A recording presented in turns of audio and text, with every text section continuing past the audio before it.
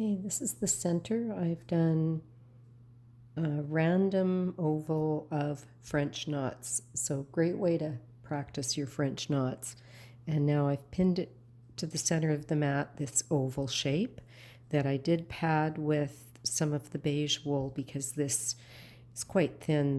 The red is a little lighter weight than the others. And when you get to the center, you've got this big difference here in thickness, so this is helping bring it up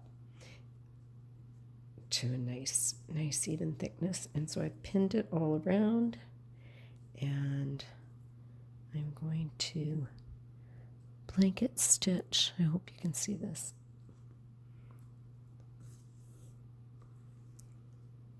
I'm going to blanket stitch this all the way around to show you a few stitches. Getting it started.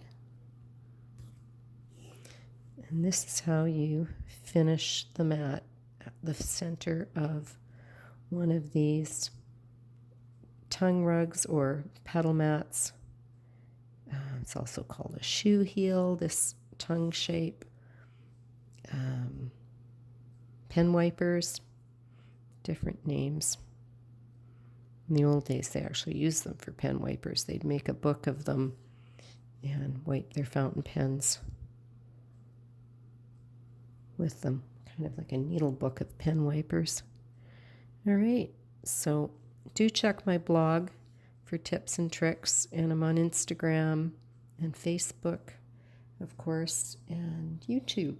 And this is going to be fun to finish. This is the last of it. I'm so excited. And then I'm going to sign the back of it and date it, because that's what you do when you finish a mat. Thanks for watching.